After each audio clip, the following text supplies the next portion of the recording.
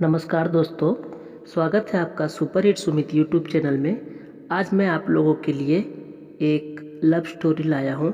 आप लोग हमारी स्टोरी को पूरा सुने। उम्मीद करता हूं ये आपको बहुत पसंद आएगा। Thank you friends. एक बार सुमित बहुत उदास बैठा था, तो मैंने उसको बोला, सुमित तू उदास है ना मुझसे? ठीक है, मैं जा रही हूँ, फिर मैं कभी नहीं आऊँगी।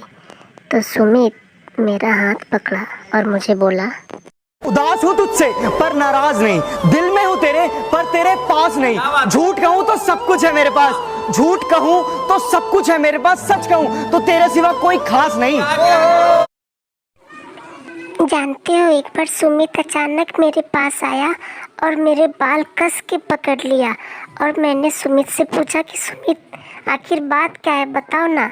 तो सुमित मुझसे बोलता है, समझा दो अपनी यादों को, वो बिन बुलाए पास आया करती है। अरे समझा दो अपनी यादों को, वो बिन बुलाए पास आया करती है। आप तो दूर रहकर सताते हो मगर वो पास आकर रुलाती है। फिर मैंने बोला, ठीक है, नहीं सताएगी मेरी याद आपको, पर आपने मेरा बाल कस के क्यों पकड़ा? मुझे दर्द हुआ। जाओ, मैं आपसे नाराज़ हो गई, मैं आपसे रूठ गई, मैं आपसे बात नहीं करूँगी। तो फिर सुमित ने मुझे बोला, आप रूठा ना करो हमसे, मेरे दिल की धड़कनें बढ़ जाती है। आप रूठा ना करो हमसे, मेरे दिल की धड़कनें बढ़ जाती है। दिल तो आपके नाम कर ही चुके हैं, एक जान ही है वो भी निकल जाती है। फिर मैंने सुमित को बोला, ठीक है बाबा, मैं तुमसे कभी नहीं रूठूंगी। तो सुमित बोलता है, जानती हो मैं तुमसे ना कुछ कहना चाहता हूँ। तो मैंने सुमित से कहा, हाँ बोलो ना। तो सुमित मुझे बोलता है, मैं ना तुमको बहुत चाहता हूँ, तुम्हें बहुत प्यार करता हूँ। तो मैंने बोला कि ठीक है, मैं अपनी मम्मी से पूछ के बताऊँगी। तो मैंने मम्मी से पूछा, मम्मी प्यार कैसे होता है? सुमित ने मुझे आई लव यू बोला। क्या आई लव यू बोलने से प्यार हो जाता है? तो मेरी मम्मी बोलती है, प्यार सिर्फ आई लव यू बोल देने से नहीं हो जाता, एक दूसरे की केयर करनी पड़ती है, बिजी होकर भी एक दूसरे को टाइम देना पड़ता है। फिर मैं सुमित को बोली, सुमित सुना ना तुमने मेरी माँ ने क्या कहा? अब तुम बताओ, क्या तुम मुझे अपना टाइम दे पाओगे? क्या तुम ज़िंदगी भर अपना साथ मुझे दे पाओगे? तुम तो ऐसे ही लगता है, फिर जब तुम्हारा दिल भर जाएगा तब तुम मुझे छोड़ दोगे ना। मैं तुम जैसी लड़कों को बहुत अच्छी तरह से जानती हूँ। इतना सब सुनकर सुमित रोने लगता है। फिर भी मैं सुमित को बहुत सारी बातें सुना देता हूँ। तो सुमित रोते रोते अपनी आँख के आंसू पोंछते हुए मुझसे बोलता है, बस भी करो, और कितना रुलाओगे? मरते हैं तुम पे, कल सबको बताओगे। आज तुम्हारे पास हैं तो दूर भागते हो, आज तुम्हारे पास हैं तो दूर भागते हो, कल जब ना रहे तो खुद से नजरें चुराओगे। ये बात सुन के तो मुझे भी बुरा लगा कि बेचारा मुझे इतना चाहता है और मैं इसे ऐसा बात बोल दी। पता नहीं क्या सोच रहा होगा। फिर मैंने बोला, ठीक है, प्यार तो मैं तुमसे कर लूँगी, पर प्यार करके भी हम लोग मिल नहीं पाएंगे ना। देखो मैं तुमसे कितनी दूर हूँ, क्या इतना दूर रहकर भी प्यार हो सकता है?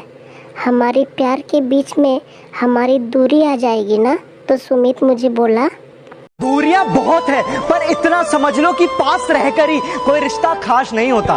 तुम दिल के पास इतने हो, तुम दिल के पास इतने हो कि दूरियों का एहसास नहीं होता। उसकी ये बात सुनकर मैं सोच में पड़ गई। मुझे लगा सुमित मुझे इतना चाहता है, पर मैं उसे क्या जवाब दूँ, मुझे तो कुछ समझ में नहीं आ रहा। तो मैंने अपनी फ्रेंड को बोला कि देखना, सुमित ना मुझे कितना चाहता है, पर मुझे समझ नहीं आता मैं क्या करूँ। तो सुमित से जाकर एक बार बात करना। तो मेरी फ्रेंड जाती है सुमित के पास और सुमित को बोलती है, सुमित तुम क्यों मेरी फ्रेंड के पीछे पड़े हुए हो? तुम्हें और कोई दूसरी लड़की नहीं मिलती क्या? इस दुनिया में तो कितने चेहरे हैं, फिर भी तुम उसके पीछे क्यों पड़े हो? तो सुमित उसे बोलता है, कितने चेहरे हैं इस दुनिया में, मगर हमें एक ही चेहरा नजर आता है। दुनिया को हम क्या देखें? अरे दुनिया को हम क्या देखें, उसकी यादों में सारा वक्त गुजर जाता है। उसके बाद मेरी सहेली ने मुझे सभी बातें बताई। फिर मुझे लगा कि सुमित मुझे इतना चाहता है। ठीक है, मैं सुमित को एक मौका देती हूँ। तो मैंने सुमित को फ़ोन किया और बोला, सुमित तुम कल मेरे पास आ जाओ, हम लोग कल गार्डन में मिलते हैं। उसके बाद सुमित महाबलेश्वर के मैप्रो गार्डन में आया और मैं भी वहीं पे थी। तो सुमित वहाँ पर बैठकर हाथ में गुलाब लेकर और मुझे प्रपोज़ करने वाला था। तो मैंने सुमित को बोला, अच्छा सुमित, एक बात बताओ, मैं तुम्हारे दिल की कितनी करीब हूँ? तो सुमित मुझे बोलता है, अरे तू मेरी जिंदगी है और तू ही मेरा नसीब है। शायद इतनी रूह भी करीब ना हो जितने तू मेरे करीब है, सच में। इतना सब सुनने के बाद मुझे सुमित की बातों पर यकीन हो गया। मैं बहुत खुश थी कि वाह, इतना चाहने वाला लड़का मुझे मिला है। भगवान जी, सुमित को आप हमेशा खुश रखना। और मैं उसका प्रपोज़ल एक्सेप्ट कर लिया। उसके बाद मैंने सुमित से बोला, सुमित मैं भी तुमको बहुत चाहती हूँ और मैं ज़िंदगी भर तुम्हारे साथ रहूँगी, तुम्हें छोड़कर कभी नहीं जाऊँगी। लेकिन हाँ, हमारे रिलेशन कंटिन्यू रखने से पहले मुझे तुमसे कुछ प्रॉमिस चाहिए। तो सुमित मुझे बोलता है, हाँ बोलो ना, क्या प्रॉमिस चाहिए तुझे? मैं सभी प्रॉमिस पूरा करने को तैयार हूँ, तुम बताओ तुम्हें क्या प्रॉमिस चाहिए।